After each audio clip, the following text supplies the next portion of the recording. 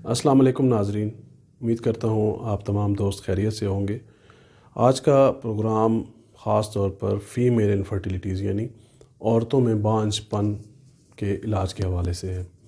اور جیسا کہ جو ٹائٹل ہے اس میں نے لکھا ہے کہ حمل ٹھہرنے کا سب سے آسان اور تیز ترین طریقہ کیا ہے، تو انشاءاللہ آج اس پہ بھی بات کریں گے۔ اب انفرٹیلیٹی کس کو کہا جاتا ہے، سب سے پہلے تو یہ جاننا ہمارے لیے ضروری ہے۔ جب شادی کے بعد 1 سال تک ایک جوڑا جو ہے وہ کنسیو نہیں کر پاتا، حمل نہیں ٹھہر پاتا، تو اس کے بعد اس کو انفرٹیلیٹی کہا جاتا ہے۔ انفرٹیلیٹی کے لیے مارکیٹ میں دوائیں بھی بہت زیادہ دستیاب ہیں، ڈاکٹرز بھی بہت زیادہ بیٹھے ہیں، خاص طور پر گائنیکالوجسٹ بہت زیادہ ہیں، اور اکثر لوگوں کو فائدہ بھی ہوتا ہے۔ لیکن بعض دفعہ کیا ہوتا ہے کہ سارے ٹیسٹ ٹھیک آنے کے باوجود حمل نہیں ٹھہر رہا ہوتا۔ اللہ تعالیٰ قرآن پاک میں فرماتے ہیں لیس الانسان الا ما سعی، کہ انسان کو کچھ نہیں ملتا مگر اس کی کوشش کا ثمر۔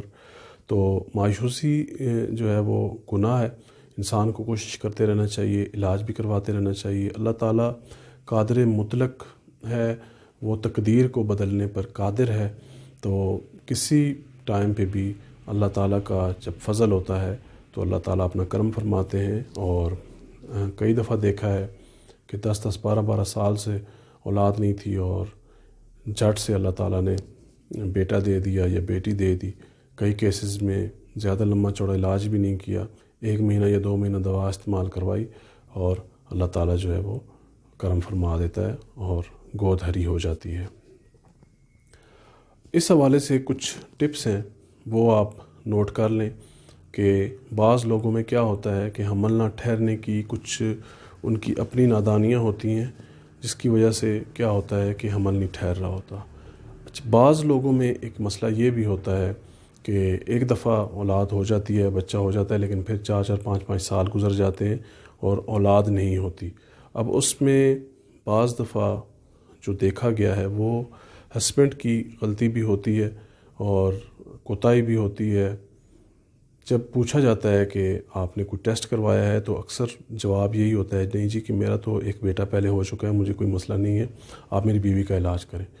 تو ہوتا کیا ہے کہ بعض دفعہ وقت کے ساتھ ساتھ مردوں کے ساتھ بھی کئی طرح کے مسائل ہو جاتے ہیں۔ سپرم کا جو کاؤنٹ ہے وہ کم ہو جاتا ہے، سپرم کی موٹیلٹی کم ہو جاتی ہے۔ تو اس طرح کے جو مسائل ہیں ان کا بڑا اچھا علاج موجود ہے، اور کوئی لمبا چوڑا علاج بھی نہیں کرنا پڑتا۔ اگر آپ اپنا ایک چھوٹا سا ٹیسٹ جس کو کہ سیمن انالیسس کہا جاتا ہے وہ کروا لیں گے، تو ہو سکتا ہے کہ آپ 6 سال جو ہے اپنی وائف کا علاج کرواتے رہیں اور آپ کا مسئلہ حل نہ ہو اور مسئلہ آپ میں ہو، تو وہ آپ کے 6 سال تو ضائع ہو گئے۔ تو اس لیے بہت ضروری ہے کہ سب سے پہلے جب بھی اس طرح کا مسئلہ ہو تو مرد جو ہے وہ اپنا لازمی ٹیسٹ کروائے۔ ایک ہی ٹیسٹ ہے سیمن انالیسس، اور اسی سے پتہ چل جاتا ہے، پھر آگے چلنا چاہیے۔ اس کے بعد جو ہے وائف کے ٹیسٹ کروانے چاہیے، ٹیسٹ کی ضرورت ہو یا اگر علاج کی ضرورت ہو۔ پہلے چھوٹے موٹے مسائل دیکھے جاتے ہیں، بعض عورتوں میں پیریڈز کا ایشو ہوتا ہے، مینسز ریگولر نہیں ہوتے ہیں، یا لیکوریا کا ایشو ہوتا ہے، تو ان مسائل کا جو ہے وہ حل کر لیا جائے تو پریگنینسی ہو جاتی ہے۔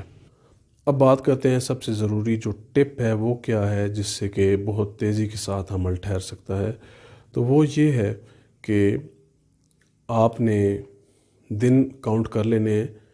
پیریڈز جب سٹارٹ ہوں اس سے پہلے دن سے لے کے آپ نے 14 دن جو ہے وہ کاؤنٹ کر لینے ہیں۔ جب 14 دن گزر جائیں گے تو اس کے بعد جو ہے آپ نے میاں بیوی نے آپس میں ملنا ہے اور کوشش کرنی ہے کہ ان دنوں میں آپ وقفہ جو ہے وہ کم سے کم کریں۔ اس کے ساتھ ایک اور کام یہ کرنا ہے کہ آپ نے ایک تھرمامیٹر لے کے رکھ لینا ہے، اور جو ہی پیریڈز ختم ہوں آپ نے اس کے 2 دن کے بعد روزانہ اپنا ٹمپریچر چیک کرنا ہے۔ صبح کے ٹائم پہ بھی چیک کرنا ہے اور شام کے ٹائم پہ بھی چیک کرنا ہے، اور اس کو آپ نے ایک پیپر پہ روزانہ لکھ لینا ہے۔ اب ٹمپریچر جو نارملی آتا ہے وہ 98 تک آتا ہے، 97 98 تک جو ہے وہ آتا ہے۔ جس دن آپ دیکھیں کہ 1 درجہ جو ہے ٹمپریچر بڑھ گیا ہے تو سمجھیں کہ ایگ جو ہے وہ اووری سے ریلیز ہو گیا ہے، اور اس کے بعد آپ نے ملنے کی کوشش کرنی ہے، کیونکہ ان دنوں میں پریگنینسی ہونے کے چانس بہت زیادہ ہوتے ہیں۔ اب جو مرد کا جو سپرم ہوتا ہے وہ 3 دن تک زندہ رہتا ہے، یوٹرس میں اگر چلا جائے تو 3 دن تک زندہ رہتا ہے، اور جو ایگ ہوتا ہے اس کی لائف بڑی تھوڑی ہوتی ہے، اس کی لائف 24 آورز ہوتی ہے۔ 24 آورز تک اگر جو مرد کا سپرم ہے اگر وہ کانٹیکٹ نہیں کرتا تو پھر پریگنینسی نہیں ہوتی، اور جو ایگ ہوتا ہے وہ ضائع ہو جاتا ہے۔ تو اسی لیے ان چیزوں کو مد نظر رکھ کر اگر ملا جائے تو بڑے جلدی جو ہے چانسز ہوتے ہیں کہ پریگنینسی ہو جائے۔ اب میں تھوڑی سی بات کروں گا ایموشنل اور مینٹل اسپیکٹس پہ۔ ہمارے پاس جو کہ کیسز آتے ہیں بے اولادی کے، تو اس میں ہمیں کئی طرح کے تجربات بھی حاصل ہوتے ہیں، انہی مریضوں سے ہمیں کئی تجربات حاصل ہوتے ہیں۔ مثال کے طور پر ایک مثال یہاں پہ پیش کرنا چاہوں گا۔ ایک ہمارے پاس جوڑا علاج کے لیے آیا، کچھ عرصہ پہلے کی بات ہے، کوئی تقریباً 2-3 سال پہلے کی بات ہے۔ تو جو ہسبینڈ تھا وہ تقریباً 15 سال سے وہ ڈپریشن کی دوائیاں کھا رہا تھا، اور انہی دوائیوں پہ وہ چل رہا تھا۔ مسز کا دھڑا دھڑ علاج ہو رہا تھا، اور کئی جگہوں سے علاج کروا چکے تھے، تقریباً 8 سال گزر چکے تھے، اولاد نہیں ہوئی تھی۔ جب تمام علامات لی گئیں تو جو مسئلہ تھا وہ شوہر میں نکلا، اور مسئلہ بھی ایموشنل اور مینٹل لیول پہ تھا۔ اب ہوتا کیا ہے کہ جو ایموشنز ہوتے ہیں وہ ہمارے ہارمونز کو بہت زیادہ ڈسٹرب کرتے ہیں، اور اتنا ڈسٹرب کرتے ہیں کہ بعض دفعہ آپ کا جو سیمن بننے کا عمل ہے وہ بھی متاثر ہو جاتا ہے۔ تو صرف ٹوٹل ہم نے اس کا 1 ماہ علاج کیا، مرد کا علاج کیا، ہم نے ان کی وائف کو کوئی دوا نہیں دی۔ اس کو علاج کرنے کی دیر تھی، وہ علاج کیا، اور الحمدللہ اللہ رب العزت نے ان کو جان سا بیٹا دیا۔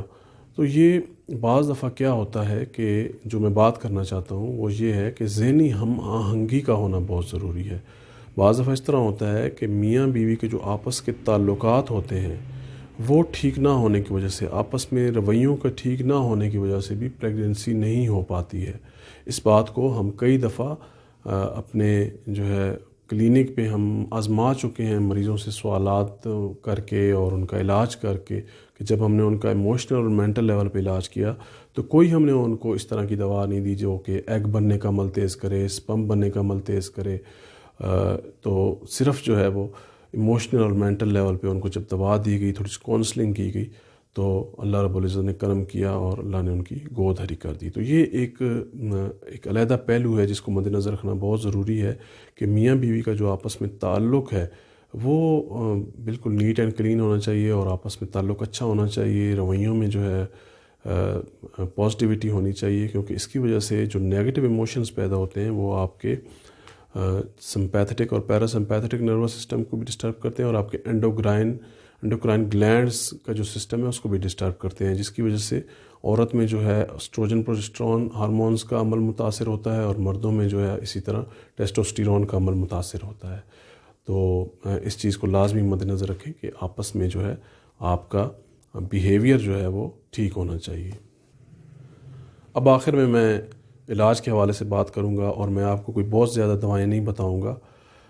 آج سے کئی سو سال پہلے میں نے ایک جگہ پہ ایک کتاب میں نے پڑھا تھا کہ کئی سو سال پہلے جو ہندوستان تھا وہاں کے جو رشی تھے، وید تھے، انہوں نے اپنی کتابوں میں یہ بات لکھی ہے کہ ایک ایسا درخت ہے کہ جس کی اگست یعنی بہار کے مہینے میں اگر کوئی عورت سچے من سے اس کی پوجا کر کے، یہ ان کا ایک نظریہ تھا، انہوں نے اپنے عقائد اور نظریات کو جو ہے وہ حکمت میں اور علاج میں بھی انہوں نے ڈالا ہوا ہے، لیکن اس بارے میں میں ڈیپلی نہیں جاؤں گا اور اس پہ بحث نہیں کروں گا۔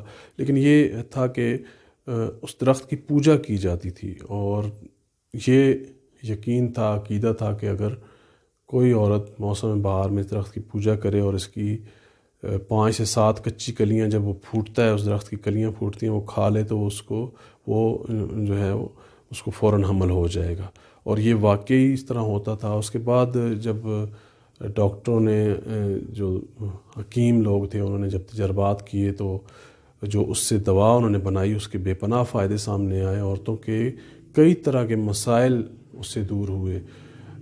کئی ڈاکٹرز انہوں نے کافی عرصہ اس پہ ریسرچ کی، اور پھر عورتوں کے مختلف امراض میں اس دوا کو آزمایا تو اس کے بڑے اچھے رزلٹ سامنے آئے۔ دوا کون سی تھی؟ اس دوا کا نام تھا اشوکا۔ یہ انڈین ریمیڈی ہے، ابھی بھی انڈین ریمیڈی کے نام سے مشہور ہے، اور ہومیوپیتھک میں اس کا مدر ٹنکچر جو ہے وہ استعمال کیا جاتا ہے۔